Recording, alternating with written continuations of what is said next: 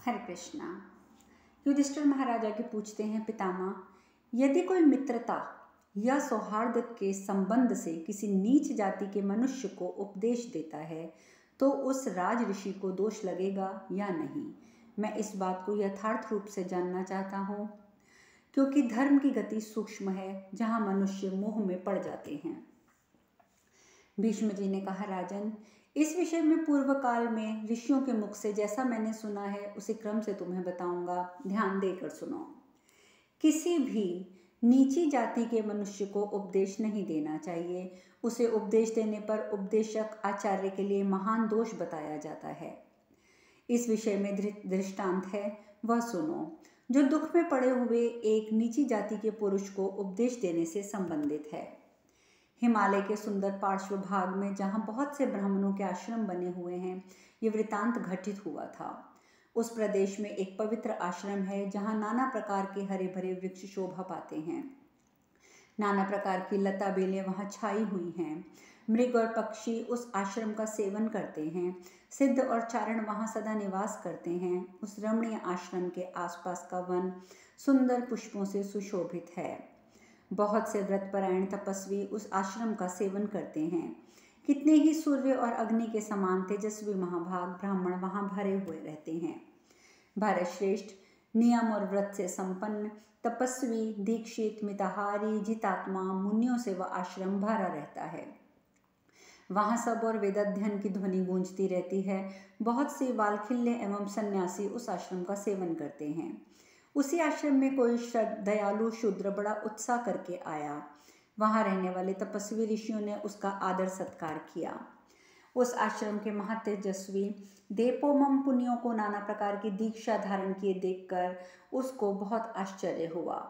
उसने मन में वहाँ तपस्या करने का विचार उत्पन्न किया। अतः उसने कुलपति के पैर पकड़कर कहा, द्विश्रेष्ठ, मैं आपकी कृपा से धर्म का ज्ञान प्राप्त करना चाहता हूँ। अतः भगवान, आप मुझे विधिवत सन्यासी की दीक्षा दे दें। भगवान साधु शिरोमणि, मैं वर्णों में सबसे छोटी जाति का हूँ और यहीं रहकर संतों की सेवा करना चाहता हूँ। अतः मुझे शरणागत करके आप प्रसन्न हो। कुलपति ने कहा, इस आश्रम में कोई भी नीची जाति का संन्यास चिन्ह धारण नहीं करके रह सकता। यदि तुम्हारा विचार यहाँ रहने का हो तो रहो और साधु महात्माओं की सेवा करो। सेवा से ही तुम उत्तम लोक को प्राप्त कर लोगे, इसमें कोई संशय नहीं है। भीष्म जी कहते हैं, नरेश्वर, मुनि के ऐसा कहने पर शूद्र ने सोचा, मुझे यहाँ क्या करना चाहिए? मेरी श्रद्धा तो संन्यास धर्म के अनुष्ठान के लिए है। अच्छा, एक बात समझ में आई, शूद्र के लिए ऐसा ही विधान हो तो रहे, मैं तो वही करूँगा जो मुझे प्रिय लगता है। ऐसा विचार करके उसने उस आश्रम से दूर जाकर एक पर्णकुटी बना ली। वहाँ यज्ञ के लिए वेदी, रहने के लिए स्थान और देवालय बनाकर मुनि की भांति नियम पूर्वक रहने लगा। वह तीनों समय नहाता, नियमों का पालन करता, देवस्थानों की पूजा चढ़ाता, अग्नि में आहुति देता और देवताओं की पूजा करता। वह मानसिक संकल्पों का नियंत्रण करते हुए फल खाकर रहता और इंद्रियों को काबू में रखता। उसके यहाँ जो भी अन्न और फल उपस्थित रहता, उन्हीं के द्वारा प्रतिदिन आए हुए अतिथियों का यथोचित सत्कार भी करता। इस प्रकार रहते हुए उस मुनि को बहुत समय बीत गया। एक दिन एक मुनि सत्संग की दृष्टि से उसके आश्रम पर पधारे। उसने उस नीची जाति वाले व्यक्ति ने विधिवत सादर सत्कार करके ऋषि का पूजन किया और संतुष्ट कर दिया। तत्पश्चात उसने अनुकूल बातें करके उनके आगमन का वृतांत पूछा। तब से कठोर व्रत का पालन करने वाले वे परम तेजस्वी धर्मात्मा ऋषि अनेक बार उस शूद्र को के आश्रम पर उसके मिलने के लिए ही आए हैं। भारत श्रेष्ठ, एक दिन उस नीची जाति के व्यक्ति ने उन तपस्वी मुनि से कहा, मैं पितरों का श्राद्ध करूंगा, आप उसमें मुझ पर अनुग्रह कीजिए। भारत भूषण, तब ब्राह्मण ने बहुत अच्छा कहकर उसका निमंत्रण स्वीकार कर लिया। तत्पश्चात वह व्यक्ति नहा धोकर शुद्ध होकर ब्रह्म ऋषि के पैर धोने के लिए जल ले आया। तदंतर वह जंगली कुशा, अन्न आदि औषधि, पवित्र आसन और कुश की चटाई भी ले आया। उसने दक्षिण दिशा में ले जाकर ब्राह्मण के लिए पश्चिम भाग में चटाई बिछा दी। वह शास्त्र के विपरीत अनुचित आचार देखकर ऋषि ने उस व्यक्ति से कहा, तुम इस कुश की चटाई का अग्रभाग तो पूर्व दिशा की ओर करो और स्वयं शुद्ध होकर उत्तराभिमुख होकर बैठो। ऋषि ने जो जो कहा उस व्यक्ति ने वही सब किया। बुद्धिमान व्यक्ति था वह। उसने कुश, अर्घ्य आदि तथा हव्य कव्य की विधि सब कुछ उन तपस्वी मुनि के उपदेश के अनुसार ठीक ठीक करी। ऋषि के द्वारा कृतकार्य विधिवत संपन्न हो जाने पर ऋषि उस व्यक्ति से विदा लेकर चले गए और वह व्यक्ति धर्म मार्ग में स्थित हो गया। तदंतर दीर्घ काल तक तपस्या करते करते वह व्यक्ति तपस्वी वन में ही मृत्यु को प्राप्त हुआ और उसी पुण्य के प्रभाव से एक महान राजवंश में महातेजस्वी बालक के रूप में उत्पन्न हुआ। तात इस प्रकार वे ऋषि भी काल धर्म मृत्यु को प्राप्त हुए। भरत श्रेष्ठ वे ही दूसरे ऋषि दूसरे जन्म में राजवंश के पुरोहित कुल में उत्पन्न हुए। इस प्रकार वह शूद्र और वे मुनि दोनों ही वहां उत्पन्न हुए, क्रमशः बड़े और सब प्रकार की विद्याओं में निपुण हो गए। वे ऋषि वेद अथर्ववेद के परिनिष्ठ विद्वान हो गए, कल्प प्रयोग और ज्योतिषी में भी पारंगत हुए, सांख्य में भी उनका परम अनुराग बढ़ने लगा। नरेश पिता के परलोकवासी हो जाने पर शुद्ध होने के पश्चात मंत्री और प्रजा आदि ने मिलकर उस राजकुमार को राजा के पद पर अभिषिक्त कर दिया। राजा ने के पद पर अभिषिक्त होने के साथ ही उस ऋषि का भी पुरोहित के पद पर अभिषेक कर दिया गया। भरत श्रेष्ठ ऋषि को पुरोहित बनाकर वह राजा सुखपूर्वक रहने और धर्मपूर्वक प्रजा का पालन करते हुए राज्य का शासन करने लगे। जब पुरोहित जी प्रतिदिन पुण्यवाचन करते और निरंतर धर्म कार्य में संलग्न रहते, उस समय राजा उन्हें देखकर कभी मुस्कुराते और कभी जोर जोर से हंसने लगते। राजन, इस प्रकार अनेक बार राजा ने पुरोहित का उपहास किया। पुरोहित ने जब अनेक बार और निरंतर उस राजा को अपने प्रति हंसते और मुस्कुराते लक्ष्य किया, तब उसके मन में बड़ा खेद और क्षोभ हुआ। तदंतर एक दिन पुरोहित जी राजा से एकांत में मिले और मनुकूल कथाएं सुनाकर राजा को प्रसन्न करने लगे।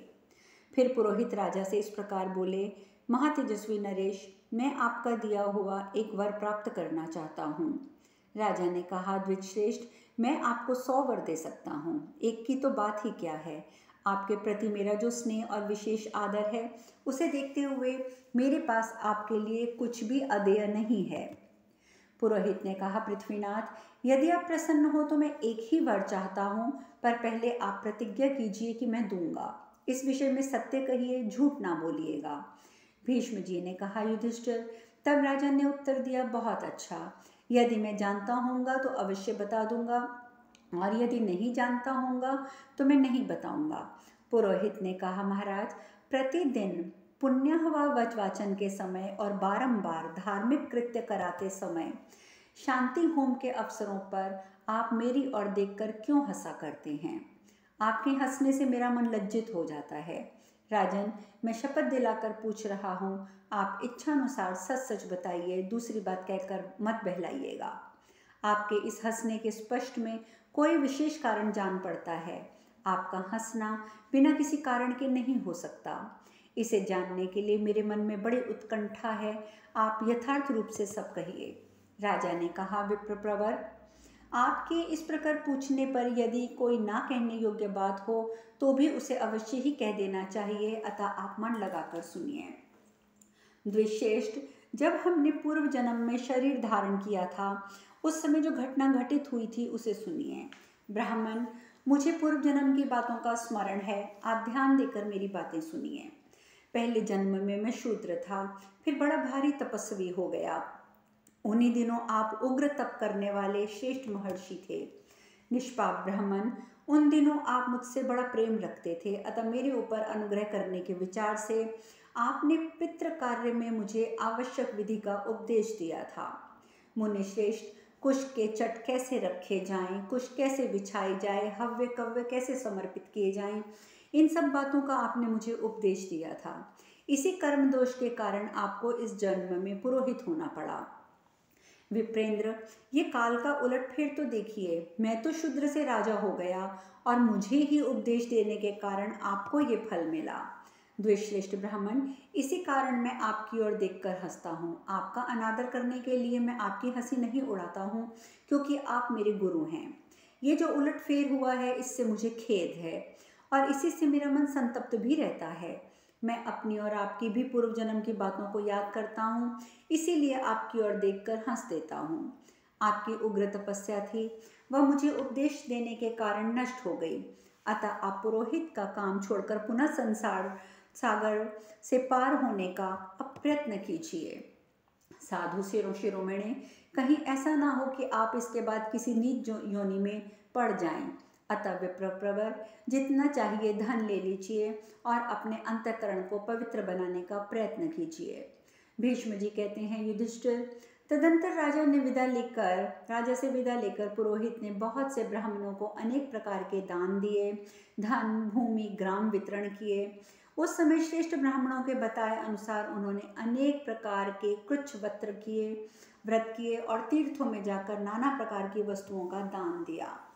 ब्राह्मण को गोदान करके पवित्रात्मा होकर उन मनस्वी ब्राह्मण ने फिर उसी आश्रम में जाकर बड़ी भारी तपस्या करी। तदंतर परम सिद्धि को प्राप्त होकर वे ब्राह्मण देवता उस आश्रम में रहने वाले समस्त साधकों के लिए सम्मानीय हो गए। इस प्रकार वे ऋषि शूद्र को उपदेश देने के कारण कष्ट में पड़ गए थे, इसीलिए ब्राह्मण को चाहिए कि वह सोच समझकर ही उपदेश दे।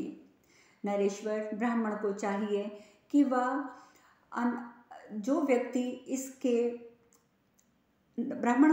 कि वह कभी नीची जाति को उपदेश न दे, क्योंकि उपदेश देने वाला ब्राह्मण स्वयं ही संकट में पड़ जाता है। ब्राह्मण को अपनी वाणी द्वारा कभी उपदेश देने की इच्छा नहीं करनी चाहिए। यदि करे भी तो किसी अनाधिकारी पुरुष को तो कदापि उपदेश न दे। राजन, ब्राह्मण, क्षत्रिय, वैश्य ये तीनों वर्ण द्विजातीय कहलाते हैं। इन्हें उपदेश देने वाला ब्राह्मण दोष का भागी नहीं होता। इसलिए सत्पुरुषों को कभी किसी के सामने कोई उपदेश नहीं देना चाहिए, क्योंकि धर्म की गति सूक्ष्म है। जिन्होंने अपने अंतःकरण को शुद्ध और वशीभूत नहीं कर लिया, उनके लिए धर्म की गति को समझना बहुत कठिन है। राजन, इसीलिए ऋषि मुनि मौन भाव से ही आदरपूर्वक दीक्षा देते हैं, कोई अनुचित बात मुख से नहीं निकालते हैं। इसी भय से वे कोई भाषण भी नहीं देते हैं। धार्मिक, गुणवान और सत्य, सरलता आदि गुणों से संपन्न पुरुष भी शास्त्र विरुद्ध अनुचित वचन कह देने के कारण यहाँ दुष्कर्म के भागी हो जाते हैं। ब्राह्मण को चाहिए कि वह कभी किसी को उपदेश ना करे, क्योंकि उपदेश करने से वह शिष्य के पाप को स्वयं ग्रहण कर लेता है। अतः धर्म की अभिलाषा रखने वाले विद्वान पुरुष को बहुत सोच विचार कर बोलना चाहिए, क्योंकि सांच और झूठ मिश्रित वाणी से दिया गया उपदेश हानिकारक होता है।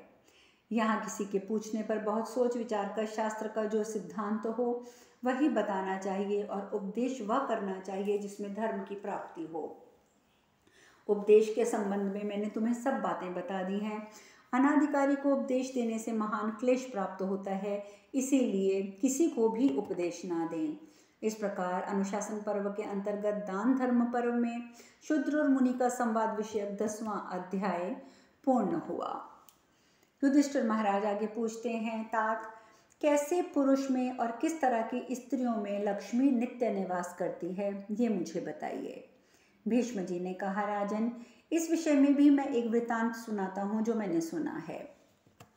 देवकी नंदन श्री कृष्ण के समीप रुक्मिणी देवी ने साक्षात लक्ष्मी से जो कुछ पूछा था वह तुम मुझसे सुनो।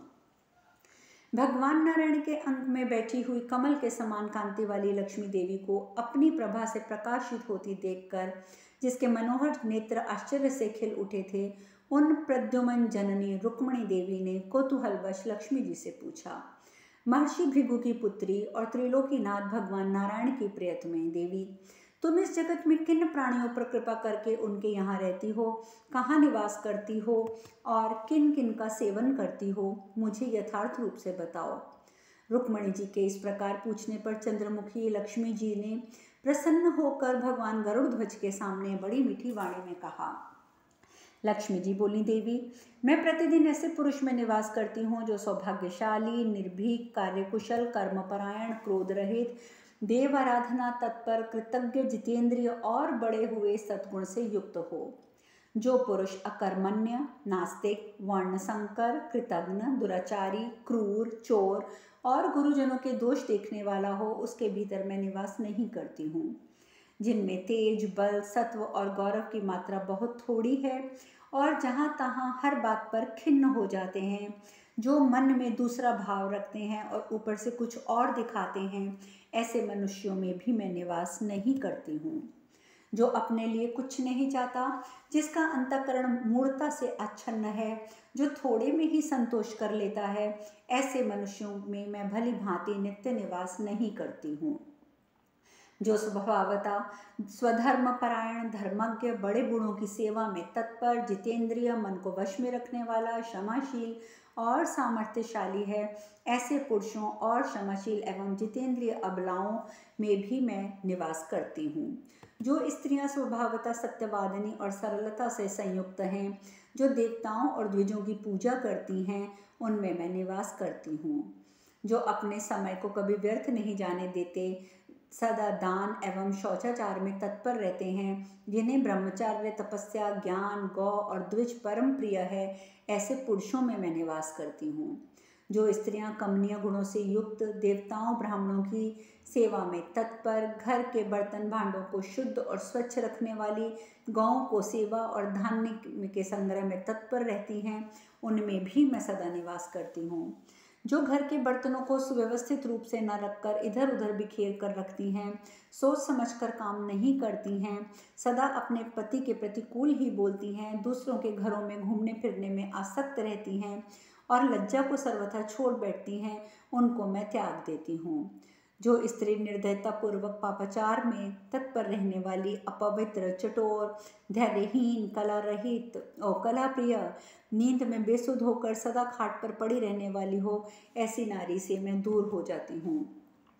जो स्त्रियां सत्यवादिनी और अपने सौम्य वेशभूषा के कारण देखने में तो प्रिय हैं, जो सौभाग्यशालिनी, सद्गुणवती, पतिव्रता और कल्याणमय आचार विचार वाली होती हैं तथा जो सदा वस्त्र आभूषणों से विभूषित रहती हैं, ऐसी स्त्रियों पर मैं सदा निवास करती हूँ।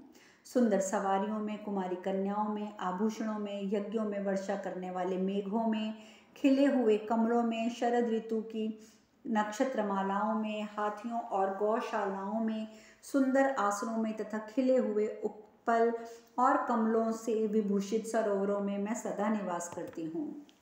जहाँ हंसों की मधुर ध्वनि गूंजती रहती है, क्रौंचपति के कलरव जिनकी शोभा बढ़ाते हैं, जो अपने तटों पर फैले हुए वृक्षों की श्रेणियों से शोभायान हैं, जिनके किनारे तपस्वी, सिद्ध और ब्राह्मण निवास करते हैं, जिनमें बहुत जल भरा रहता है तथा सिंह और हाथी जिनके जल में आवाहन करते हैं, ऐसी नदियों में मैं सदा निवास करती हूँ। मत वाले हाथी, सांड, राजा, सिंहासन, सत्पुरुषों में मेरा सत्य निवास है। मेरे घर में, जिस घर में लोग अग्नि में आहुति देते हैं, गौ ब्राह्मण देवताओं की पूजा करते हैं, समय समय पर जहाँ फूलों से देवताओं को उपहार समर्पित किए जाते हैं, उन घरों में मैं निवास करती हूँ। सदा वेदों के स्वाध्याय में तत्पर रहने वाले ब्राह्मणों, स्वधर्म परायण क्षत्रियों, कृषि कर्म में लगे हुए वैश्यों तथा नित्य सेवा परायण शूद्रों के यहाँ भी मैं सदा निवास करती हूँ। मैं मूर्तिमती एवं अनन्य चित्त होकर भगवान नारायण में ही संपूर्ण भाव से निवास करती हूँ, क्योंकि उनमें महान धर्म सन्निहित है, उनका ब्राह्मणों के प्रति प्रेम है और उन्हें स्वयं सर्वप्रिय होने का गुण भी प्राप्त है। देवी, मैं नारायण के सिवा अन्यत्र शरीर में नहीं निवास करती। मैं यहाँ ऐसा नहीं कह सकती कि सर्वत्र रूप से यहीं रहती हूँ। जिस पुरुष में भावना द्वारा मैं निवास करती हूँ, वह धर्म, यश, धन और काम से संपन्न होकर सदा बढ़ता रहता है। इस प्रकार श्री महाभारत अनुशासन पर्व के अंतर्गत दान धर्म पर्व में लक्ष्मी और रुक्मिणी जी का संवाद विषय 11वां अध्याय पूर्ण हुआ। अब शेष कथा कल। हरे कृष्णा।